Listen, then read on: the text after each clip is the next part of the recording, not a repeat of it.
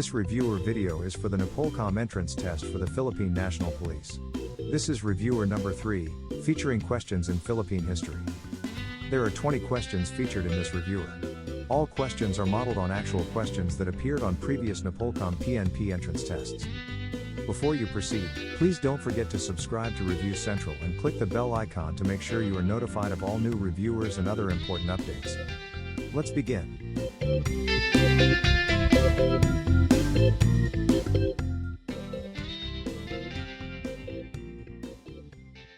Question number 1. Known as the Fort Mills, it is an island located at the entrance of Manila Bay and has historically been fortified with coastal artillery to defend the entrance of Manila Bay and Manila from attacks by enemy warships. A. Caballo Island. B. Corregidor Island. C. El Fraile Island. D. Carabao Island. The correct answer is B. Corregidor Island. Corregidor Island, also known as Fort Mills, is a historically significant island located at the entrance of Manila Bay in the Philippines. It was heavily fortified with coastal artillery during the early 20th century to defend Manila Bay and the city of Manila from naval attacks. The island played a critical role in World War II, serving as a stronghold for Filipino and American forces during the Japanese invasion. Its strategic location and defenses made it a key military site in the region. The other answered choices refer to different islands within Manila Bay or nearby. Caballo Island, adjacent to Corregidor, was also used for military purposes but less prominent. El Fraile Island is known for the fortified structure Fort Drum, nicknamed the Concrete Battleship. Carabao Island is another fortified island in the bay but with a different role than Corregidor. Question number 2. Written in this famous work by Emilio Jacinto are the fundamental teachings of the Katipunan. A. La Solidaridad. B. Cartilla. C. Diaryong Tagalog. D. La Esperanza. The correct answer is B. Cartilla. The Cartilla ng Katipunan, written by Emilio Jacinto, serves as the fundamental guide for the members of the Katipunan, the revolutionary society that fought for Philippine independence from Spanish colonization. This work outlines the moral and ethical principles that every Katipunero must uphold, emphasizing virtues such as equality, selflessness, and love for the country. It is considered the Katipunan's code of conduct and an essential document in Philippine revolutionary history. On the other hand, La Solidaridad was a reformist publication associated with the propaganda movement, edited by Graciano Lopez Jaina and later Marcelo H. del Pilar, but not directly related to the Katipunan. Diaryong Tagalog was a Spanish and Tagalog language newspaper advocating reforms, established by Marcelo H. del Pilar. La Esperanza was the first daily newspaper in the Philippines, founded in 1846, with no connection to the Katipunan.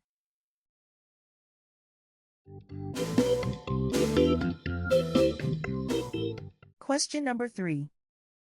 He was a former president of the USA who appointed General MacArthur to rule and govern the Philippines.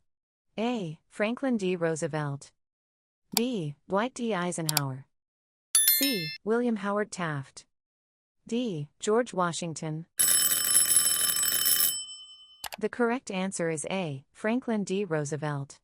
Franklin D. Roosevelt, the President of the United States during much of World War II, appointed General Douglas MacArthur as the military governor of the Philippines in 1944. This was during the Allied efforts to liberate the Philippines from Japanese occupation. Roosevelt's administration was instrumental in overseeing the Philippines during this critical period of the war and preparing for its eventual independence. On the other hand, although Dwight D. Eisenhower served under MacArthur as an aide early in his military career, he did not appoint MacArthur to govern the Philippines. Eisenhower became U.S. President after World War II, from 1953 to 1961. Take note that in some online reviewers, Taft is being presented as the correct answer for this question. That is absolutely incorrect. William Howard Taft was the first civilian governor-general of the Philippines from 1901 to 1903 after the Spanish-American War, but was not a U.S. president during World War II or connected to MacArthur's appointment. Also, Taft never became president of the United States. George Washington was the first U.S. president and lived long before the events concerning the Philippines. Question number 4. He was one of the heroes of the Battle of Hill Erie during the Korean War as a young lieutenant and later served as a president of the Philippines. A. Fidel V. Ramos. B. Rodrigo Duterte. C. Benigno Aquino Jr. D. Ferdinand Marcos. The correct answer is A. Fidel V. Ramos. Fidel V. Ramos, who later became the 12th president of the Philippines, 1992 to 1998, was one of the notable heroes of the Battle of Hill Erie during the Korean War. As a young lieutenant, Ramos served with the Philippine Expeditionary Force to Korea, or PEFTOK, which contributed troops to the United Nations effort during the war. His bravery and leadership during the battle earned him recognition and helped cement his reputation as a distinguished military officer before transitioning into politics. Question number 5. One of Dr. Jose Rizal's objective as a propagandist is the assimilation of the Philippines to Spain. A. True. B. False. C. Misleading. D. Cannot be ascertained.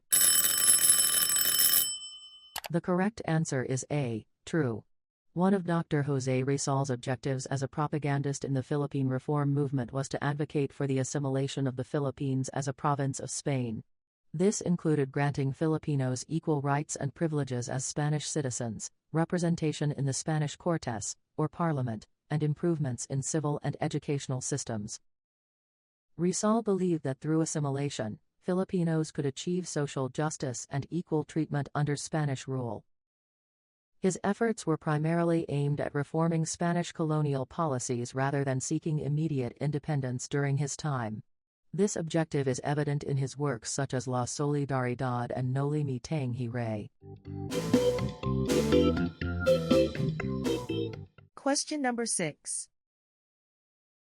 Writer of the Spanish poem Filipinas, from which Lupang Hinirang was adapted from. A. Jose Palma. B. Macario Sakay. C. Ador de Leon. D. Julian Felipe. The correct answer is A. Jose Palma. The poem, Filipinas, was written by Jose Palma in 1899. It was originally published in the Spanish newspaper La Independencia. And it became the basis for the lyrics of the Philippine national anthem, Lupang Hinirang. The music for Lupang Hinirang was composed by Julian Felipe, and the lyrics by Palma were later adapted for the anthem. Jose Palma was a poet, journalist, and one of the notable figures in the Philippine Revolutionary period. His poem, Filipinas, expresses a deep love for the country and its struggle for independence. And it became iconic when it was incorporated into the national anthem. Question number 7. It is the first political party in the Philippines. A. Nacionalista Party. B. Federal Party. C. Liberal Party. D. Makabayan Party.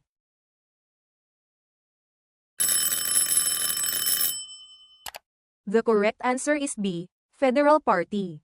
The Federal Party, founded in 1900, is considered the first political party in the Philippines. It was established during the period of American colonial rule, and its primary goal was to advocate for the integration of the Philippines as a province of the United States, making it a federal territory. This party arose during the Philippine-American War, after the failure of the First Republic of the Philippines and the subsequent American colonization. It promoted cooperation with the United States, though it eventually faded as the political landscape evolved.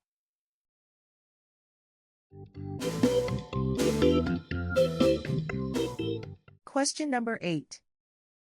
He is the first Filipino president of the University of the Philippines Diliman.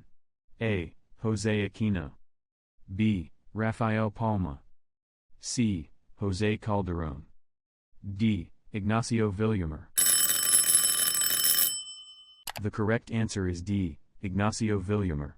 Ignacio Villamor was the first Filipino president of the University of the Philippines Diliman, or UPD, serving from 1918 to 1921. He was also a significant figure in the early development of the university, playing a key role in shaping its academic and administrative policies during his tenure. To clarify the other options, Rafael Palma was a notable figure in Philippine education but did not serve as president of UPD. Neither Jose Aquino nor Jose Calderon served as president or in any later capacity in the university.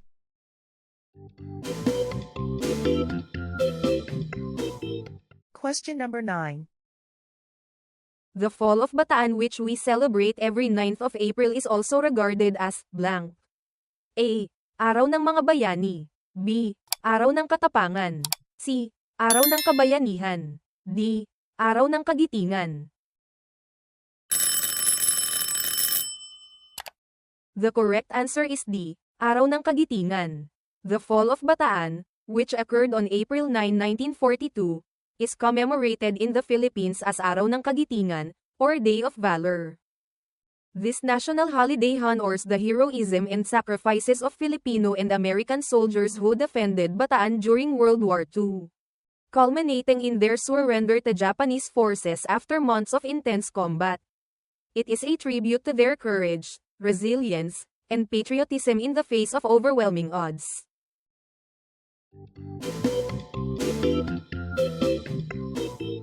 Question number 10. The Philippine president whose economic policy was called Filipino First Policy. A. Epidio Carino. B. Carlos P. Garcia. C. Manuel A. Rojas. D. Manuel L. Quezon. The correct answer is B. Carlos P. Garcia. President Carlos P. Garcia introduced the Filipino First Policy during his administration, from 1957 to 1961.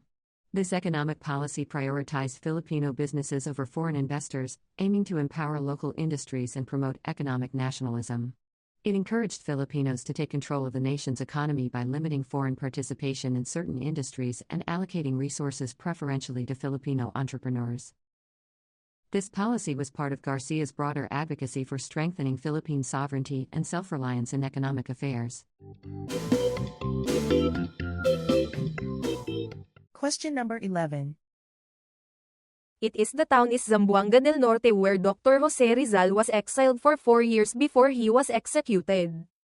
A. Isabela. B. Dipolog. C. Dapitan. D. Dagohoy. The correct answer is C. Dapitan. Dr. Jose Rizal was exiled to Dapitan, a town in Zamboanga del Norte, from 1892 to 1896.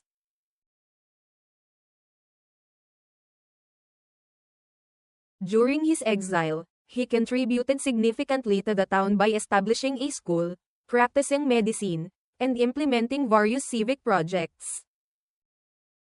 Rizal's exile in Dapitan was a pivotal period of reflection and contribution to the local community before his eventual execution in 1896. Question number 12. The following are famous works and writings of Jose Rizal except A. A la Juventud Filipina. B. Pag-ibig sa tinubo ang lupa. C. Mi Ultimo Adios. D. Himno al Trabajo. The correct answer is B. Pag-ibig sa tinubo ang lupa. Pag-ibig sa tinubo ang lupa, while a patriotic poem, is not written by Rizal. It is attributed to Andres Bonifacio, another Filipino hero, who used this work to inspire members of the Katipunan. Hence, this is the correct answer.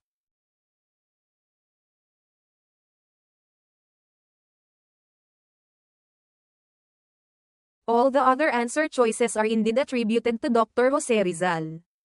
A la Juventud Filipina was written in 1879. This poem is one of Rizal's famous works. It encourages Filipino youth to aspire for greatness and contribute to their country. Mi ultimo adeo is Rizal's famous farewell poem, written the night before his execution in 1896. It reflects his patriotism and love for the Philippines. Himno al Trabajo is a hymn written by Rizal to honor Filipino laborers and encourage industriousness.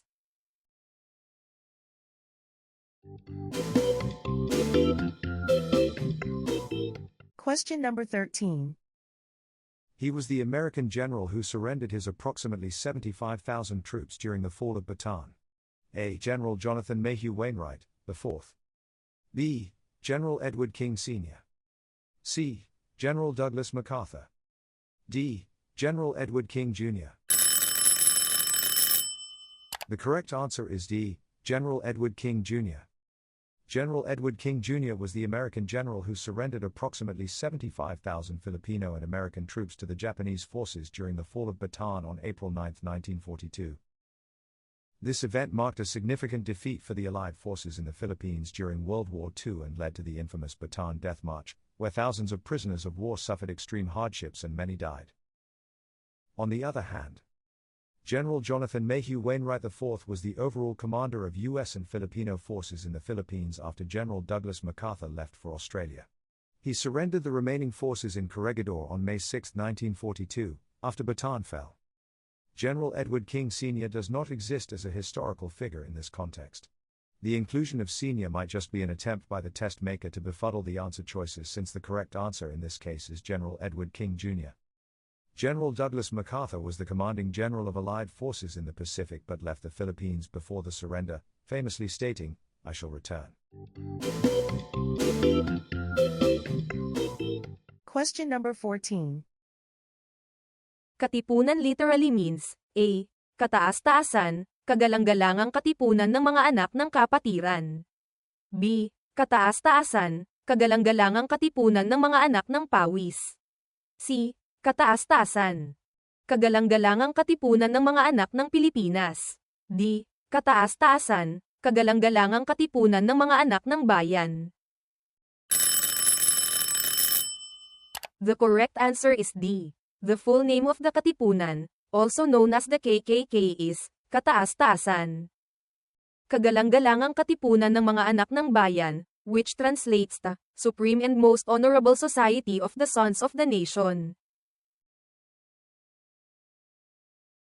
This revolutionary society, founded by Andres Bonifacio and others in 1892, aimed to gain independence from Spanish rule through armed struggle. The other answer choices are incorrect variations of the name, while they share some elements with the correct answer. They either include inaccurate terms such as kapatiran, or pawis, or substitute bayan with Pilipinas, which was not the original phrasing.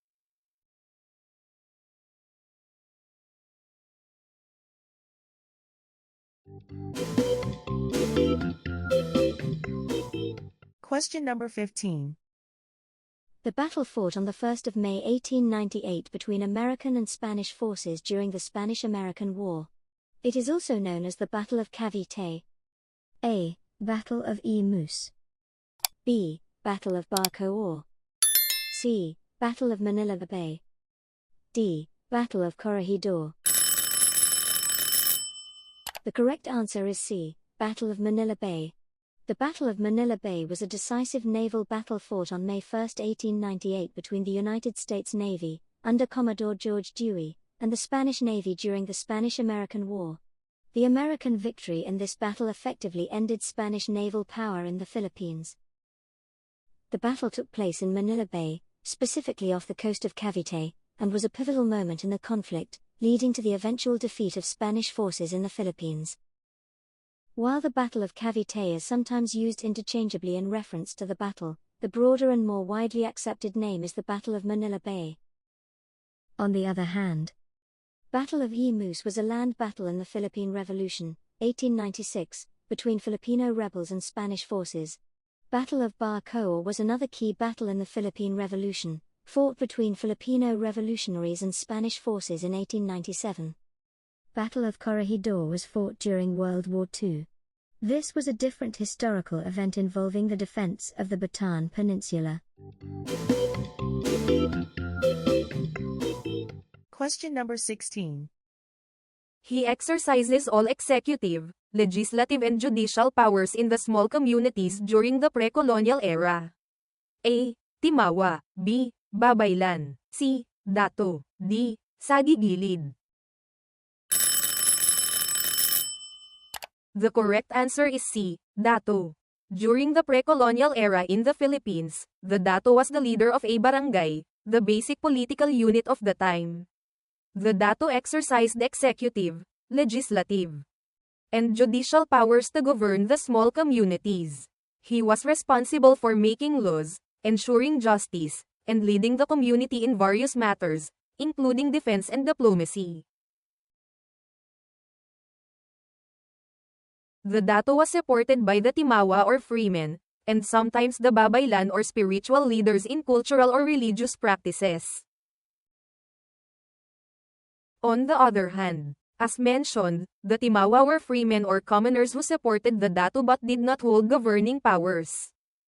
They were below the nobility but above the slaves, or alipin, in the social hierarchy. Babaylan, also as mentioned, were spiritual leaders or shamans who dealt with religious and cultural matters, not governance. Sagigilid, or aliping sagigilid, refers to individuals who were often slaves or servile members of society and did not have any ruling authority. The Dato's role reflects the decentralized and community-based governance of pre-colonial Philippine society.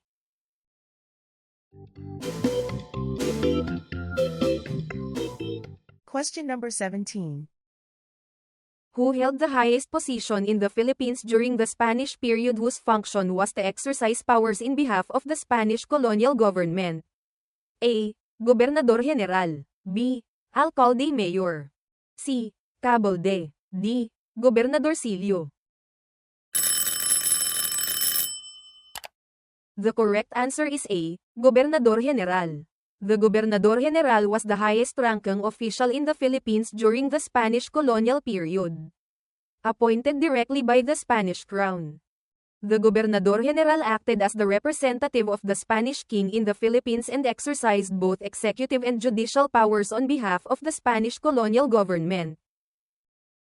His responsibilities included overseeing colonial administration, implementing policies, managing relations with local populations, and defending the territory from external threats. On the other hand, the Alcalde Mayor was an administrative officer who governed a province, known as a corregimiento, during the Spanish period. While he had significant local power, he did not hold the highest position in the colony. The Cabilde was a local municipal council composed of Spanish officials and local elites who assisted in governing towns, but it did not represent the highest position in the colony. The Gobernadorcillo was a local town leader, sometimes referred to as the Little Governor. He was in charge of smaller towns and acted as a local leader, but his power was far below that of the Gobernador General. The Gobernador General served as the ultimate authority in the Philippines, making him the central figure in the Spanish colonial administration.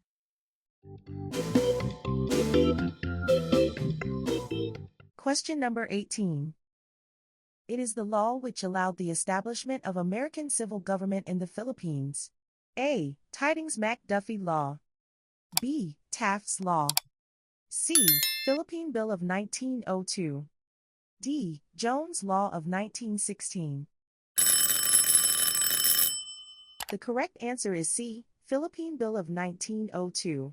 The Philippine Bill of 1902, also known as the Cooper Act, was the law that officially allowed the establishment of the American civil government in the Philippines following the Spanish-American War and the subsequent Philippine-American War. This law created a framework for civil governance, including the establishment of a bicameral legislature with an elected Philippine Assembly and an appointed Philippine Commission. On the other hand, beware! Some online reviewers present Tydings-McDuffie Law as the answer for this question. That is incorrect. Passed in 1934, this law paved the way for Philippine independence by creating the Commonwealth of the Philippines, leading to full independence in 1946. There is no official legislation called Taft's Law. However, William Howard Taft, as the first civil governor of the Philippines, played a significant role in establishing civil governance. Jones Law of 1916 is also known as the Philippine Autonomy Act. It provided greater autonomy for Filipinos and promised eventual independence, replacing the Philippine Commission with an all-Filipino legislature. The Philippine Bill of 1902 marked the transition from military to civil rule under the American colonial administration. Question number 19. Purportedly the oldest legal code retrieved in the Philippines. A. Code of Hammurabi. B. Morse code. C. Bataan. D. Code of Colonial. The correct answer is D. Code of Colonial. The Code of Colonial was long believed to be the oldest legal code in the Philippines, attributed to a legendary ruler named Dado Colonial of Panay Island in 1433. It purportedly outlined laws and penalties to govern early Filipino communities. Take note, however, that modern historians and scholars have debunked this as a fabricated historical myth. Research by historian William Henry Scott in the 1960s revealed that the code was a hoax created by Jose Marco in the early 20th century. If you encounter this question in any Philippine history-related exam, you are advised to still choose Colonial Code as the answer, as it is probably the intention of the test maker. Be mindful, however, not to help propagate this historical inaccuracy anymore. Nevertheless, let's also take a look at the other answer choices. The Code of Hammurabi was an ancient Babylonian legal code from Mesopotamia, not Philippine-related. Morse code is a method for encoding text in sequences of dots and dashes for telecommunication. It is unrelated to legal systems. Bataan is an ancient syllabary, or a script, not a code, that was widely used by early Filipinos before and during the Spanish colonization. Bataan was used primarily in Luzon and some parts of the Visayas, and its name is derived from the word bye-bye, meaning to spell in Filipino. Question number 20. It was the Philippine Army contingent of the United Nations forces that fought in the Korean War in 1950-1953. A. Philippine Expeditionary Forces to Korea. B. Philippine Executive Forces to Korea. C. Philippine Action Force to Korea. D. Philippine Special Forces to Korea. The correct answer is A. Philippine Expeditionary Forces to Korea. If you paid close attention to the earlier questions, you should have no problem answering this question. This was mentioned in passing in question number 4. The Philippine Expeditionary Forces to Korea, PEFTOK, was the contingent of the Philippine Army that participated in the Korean War from 1950 to 1953. It was part of the United Nations Command, which supported South Korea against North Korean and Chinese forces. Over 7,400 Filipino soldiers served in 5 PEFTOK Battalion Combat Teams, or BCTs, contributing significantly to key battles like the Battle of Yueltong and the defense of Hillary. All the other answer choices did not exist or are fictionalized.